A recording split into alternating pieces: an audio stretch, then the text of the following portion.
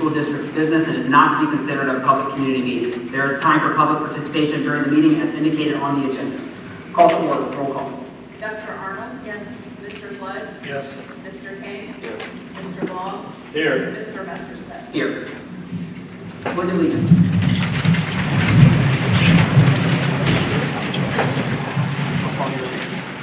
I pledge allegiance to the flag of the United States of America and to the republic for which it stands, one nation, under God, indivisible, with liberty and justice for all.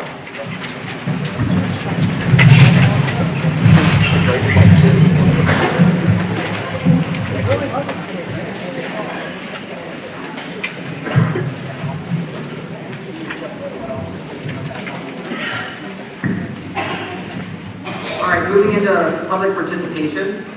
Before we start the 30 minutes, I have a statement that I would like to read. I want to thank everyone for coming to our meeting tonight, for showing passion for the Mohawk local schools. Let's use that passion in positive action and help move our district forward. I encourage everyone to work together, show respect for all, and treat others as you would like to be treated. I will start by taking the time to address an issue that is dividing our community. First, as a graduate of Mohawk, a resident of this community, and a member of this school board, I am proud to be a lawyer.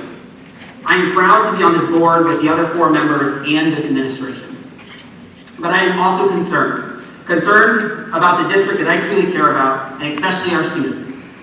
My concern stems from some misinformation and personal attacks that have centered around contract negotiations with our teachers. It is not productive and divides our community. We need to model appropriate behavior as our students are watching us, and we are losing sight of what truly is important in all of this, their education. I want to reassure our teachers that we do trust and respect you. This board entered contract negotiations to reach an agreement that was beneficial to everyone involved and to bargain in good faith. Those things were accomplished with the tentative agreement we signed off on, as did the union president, Krista Jacoby. As board members, we must delicately balance rewarding our teachers for their continued service while also preserving the financial stability of our district. On June 26th, when we signed off on the tentative agreement, I had thought we accomplished those 2 goals. I had no indication from anyone in the union leadership that the contract would not be ratified as they signed off on the agreement, concluding our negotiations. While I will not speculate what went on between the union leadership and the members, I can tell you that the school board did not walk away from negotiations. We thought we had an agreement.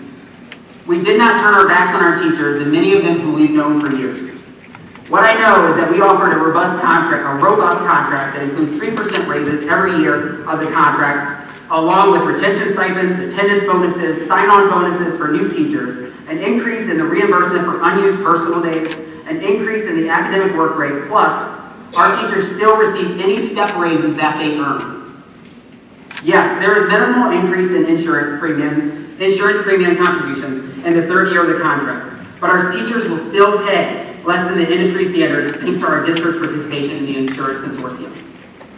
The entire tentative agreement, along with all of our frequently asked questions, are available on our website. Again, on the website. I have been asked when the board will return to the bargaining table. Because we are under the jurisdiction of a federal mediator when the tentative agreement was signed off on, we must wait for him to bring both parties back to the table.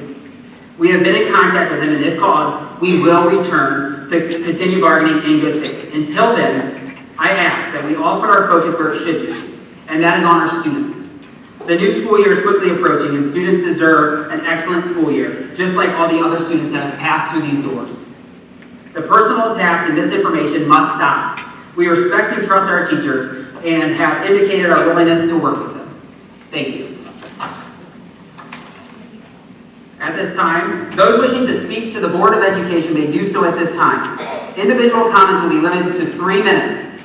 This portion of the meeting will be limited to 30 minutes.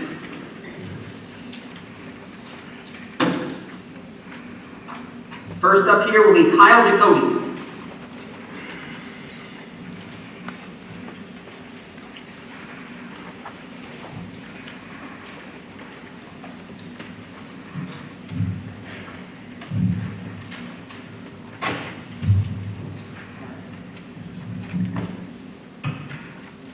Hello, my name is Kyle Jacoby.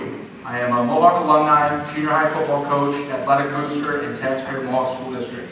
I am speaking tonight in support of our teachers and the crisis we face dealing with negotiation and reaching an agreement with the Board of Education and Administration. In the past months, Brett Graham, Caleb Wetling, Chip Dietrich, Amy Fazell, and Becca McConnell have all stepped down from positions at Mohawk because of money and the underappreciation they have been shown by the administration and the board. Instead of exploring all options to retain these fine people at Mohawk, they have been assisted with an open door. Our teachers cannot be looked at as just a dollar sign and treated with such disrespect that they have been shown in the recent months. They cannot be looked at as a liability or stress in the financial system of Mohawk. They should instead be looked up to and revered for the job they do year in and year out for our students. The fact is, next to parents, teachers, and coaches at Mohawk are going to have the most influence on our kids' lives during their time at Mohawk. Are we going to sacrifice great teachers that have put in lifelong careers at Mohawk for money? The answer is no. Here's a list of things bothering me that will need to be addressed if this does not get done. Are the kids out of school district going to continue to open enroll here? Are Mohawk students going to open enroll outside the district? $3 million and 20% of income tax dollars are being redistributed out of the general fund and into reservation funds and not part of the negotiation for our teachers. The 5-year forecast has accumulated an extra $4 million in a 3-year period that is not going toward our teachers. Not enough was done to retain Chip and Amy at the AD's position, and the landscape of how the AD position looks at Mohawk must change to compete with the other school districts in our area. School districts should have around 5% of their budget set aside for reservation funds for Mohawk. That should be around $600,000. Instead, we have between $2 and $3 million set aside. I understand several things need to be accounted for financially for the future of Mohawk, and I trust that everyone in the room should be looking out for the best of Mohawk. However, how can we predict or perceive the future and what the costs are going to look like? We cannot. We can prepare, but we need to take care of the here and now. Having good and appreciated teachers should be the backbone of this institution. To hurdle over this and think that it's going to get resolved in the next negotiating period would be a mistake. Mohawk truly is a special place in my heart that I want my children to have the opportunity that was provided for me by these fine teachers, coaches, and community members. I was always told that a business is good as its bottom line. In the case of Mohawk School District, that is exactly what our teachers are, the bottom line. I am extremely concerned about the future of Mohawk and what things will look like 5 to 10 years down the road if this problem is not resolved now. Thank you for the opportunity to speak this evening. Standing here, representing many of the people in this community, being a taxpayer and a lifelong Mohawk athletic follower, I have one request to the Board of Education this evening. When you reach the portion of tonight's agenda where it calls for your vote on personal matters and hirings, I request that your vote for the proposed candidate for athletic director position be made separate vote from all the other candidates. Again, Thank you. I appreciate it.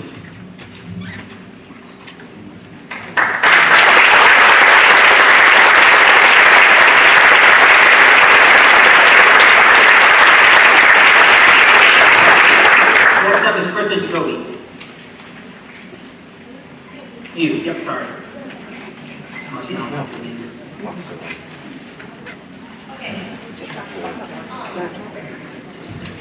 I have a copy of the board policy that the parent showed me today, and I would like to ask that the board consider by a vote of the board to extend our public participation past the 30 minutes tonight, considering how many people we have that would like to speak, and it's taking us time to get up here and not following it in between.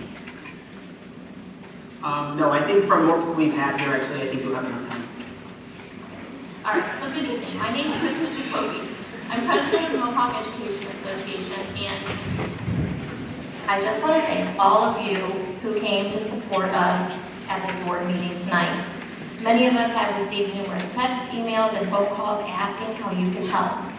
At first, I was so overwhelmed with gratitude that I wasn't even sure how to answer. I truly couldn't believe we were even in this position.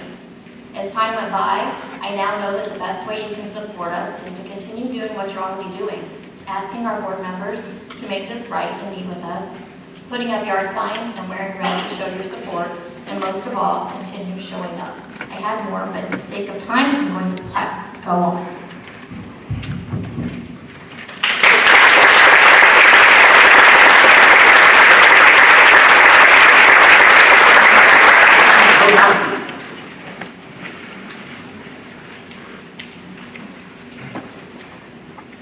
Thanks, Josh. You already answered my main topic as far as just continued negotiation I'll read what I have down here. I'm Bo Trusty. I've taught at Mohawk for the past 34 years. I like to believe that I've been good for Mohawk. I still coach 3 sports per year, live stream events, run Mohawk Channel 6 for STC, do all the senior spotlights, and I've done Warrior Nation Awards for the past 7 years. And for 24 hours, I actually considered in the AD position, but it was more than I could handle. But Mohawk has also been very good to me. More importantly, it's been good to my family. All 3 of my children received a great education and had great experience in extracurriculars they participated in while representing the Warriors. The past couple of months have been very difficult for all of us. So when Krista came to represent the teachers, I was taken back when the entire board walked out. I know there are policies, I know there are procedures, but there's also common courtesy. Krista was not spewing venom. She was talking about the positives of our teachers. Those 60 seconds could have moved the district forward, but instead it went the opposite. Then you move on to a vote for over 85% of our teachers voting down the recommended policy or contract. Obviously, there's been situations, and I'm thank you for moving forward because that's really what I wanted to talk about. 32 years ago, our school went through something worse than I thought it would, to the point where it was unfixable. At that point, Dave Danhoff, Jeff Wagner, who I do believe was in his first year on the Board of Education, Gus Corfman and Greg Kaufman sat down and in 2 sessions came to a cordial agreement. These people changed the history of our school, and I will be forever grateful to them. My point being is, let's do whatever we need to resolve this situation. Last year was one of the most enjoyable years I've had here at Mohawk. Mr. Chevalier, Mrs. Bernie, Mrs. Cow are awesome. The education atmosphere was positive and student-centered. It was a great year to be a Warrior. I want that again. It's the start of a new year. I want it to be another great year. All of us here need to work together, all of us, to resolve this situation. Thank you. God bless.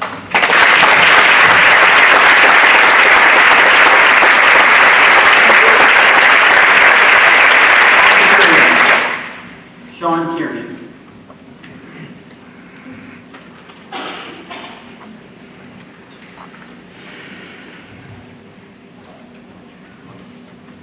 My name is Sean Kearney. First of all, I'd like to thank all of you for being board members. As I understand, this role is a large undertaking, and as many public positions are a thankless job.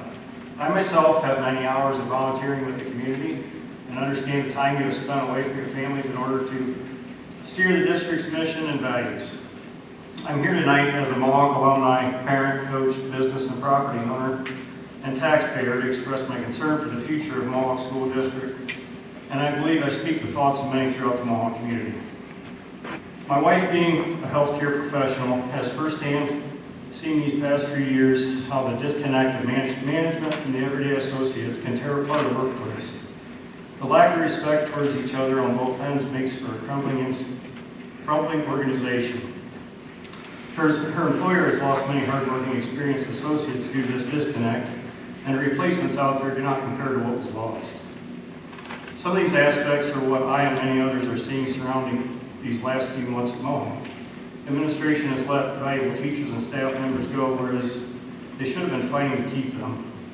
Many staff members feel that there's an X on their back wondering who will be the next one to go when eliminating certain curriculums for our kids. The uncertainty can lead to a toxic work environment. We cannot afford to lose any more valuable and experienced staff due to these questionable decisions. As a business owner, I know firsthand how time-consuming and financially straining this can be to find good employees. So when you find the good ones, you should find a way to keep them. As a coach, the resignation of Mr. Dietrich hit home, as this district will never replace him with somebody as dedicated to Mohawk athletics as he was.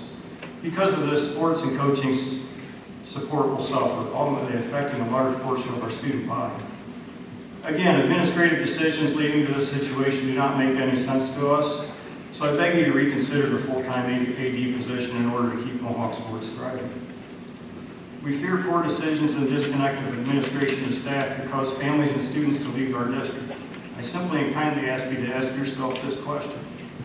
Where is Mohawk heading, and is this what the parents, taxpayers, and community members want for the district? Where are these decisions coming from, and are they being swayed by one administrator? Many people are depending on all of you, and we need to current situation fixed and restore respect within our district and community. The damage has been done. Let's not make it worse. You have the power to overturn it, and we are rooting for you. Please keep Mohawk School District moving forward in a positive direction. Thank you for your time.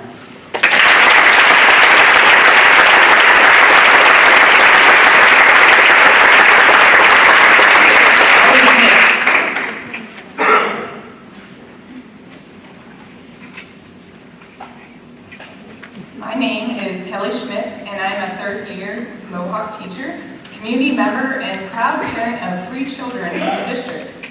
Before moving here with my family, I taught at 2 other schools in Cincinnati, so I have 9 years of teaching experience in 3 different schools.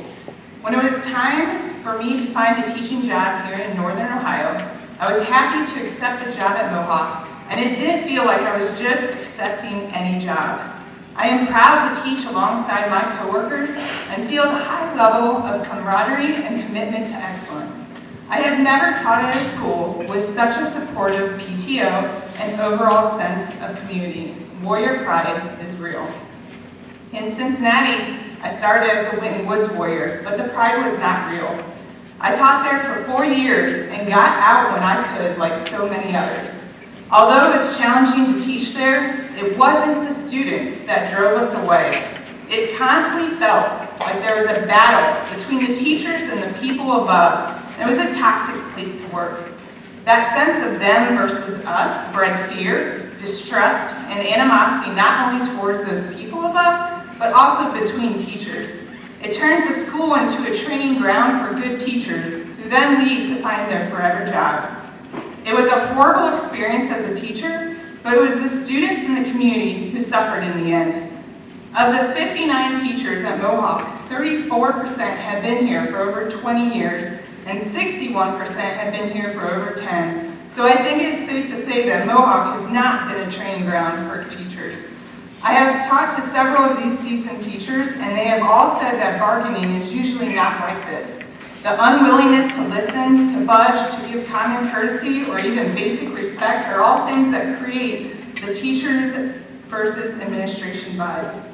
Cutting people off, shutting down, distributing partial truths, nitpicking over the little things, emailing the entire staff with specific concerns instead of addressing individuals, and the inability to swallow pride and apologize for rude behavior lends to a toxic work environment.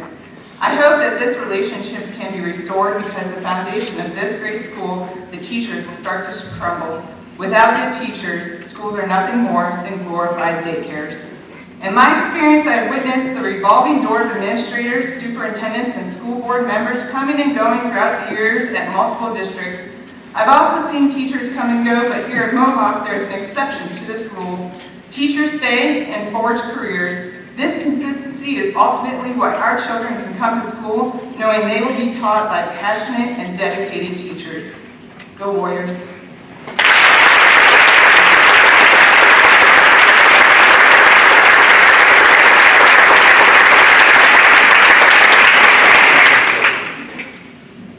Tricia Woodland.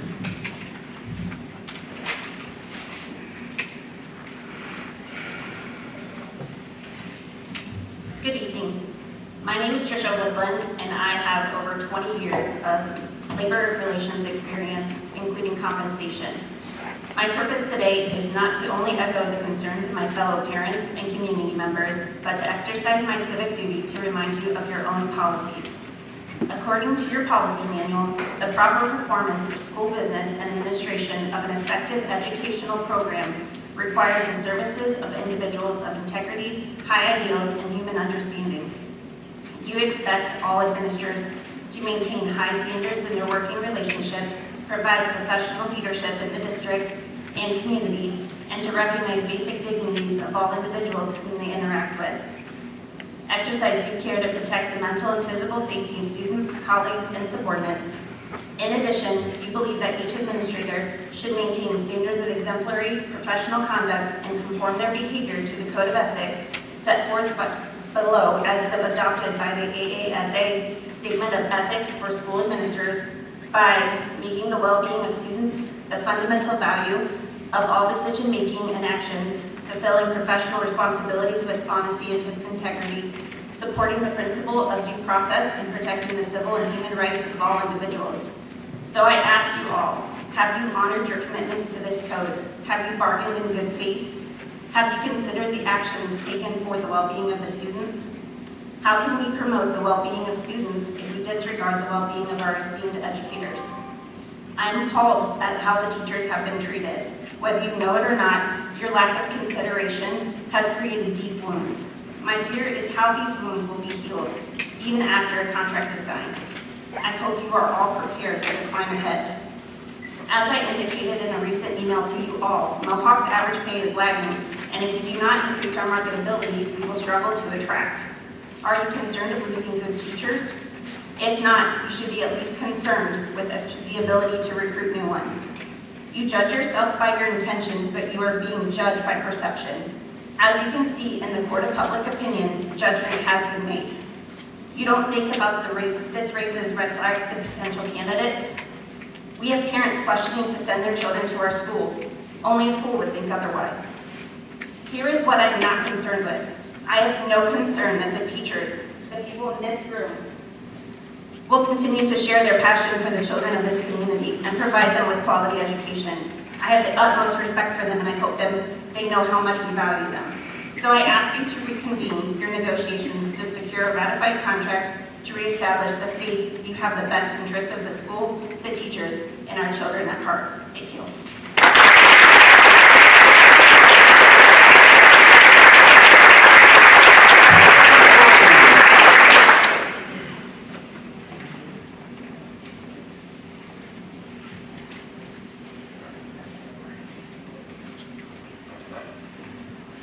Good evening, I'm Erica Orions, and I have been a 6th grade English language arts teacher at Mohawk for the past 7 years.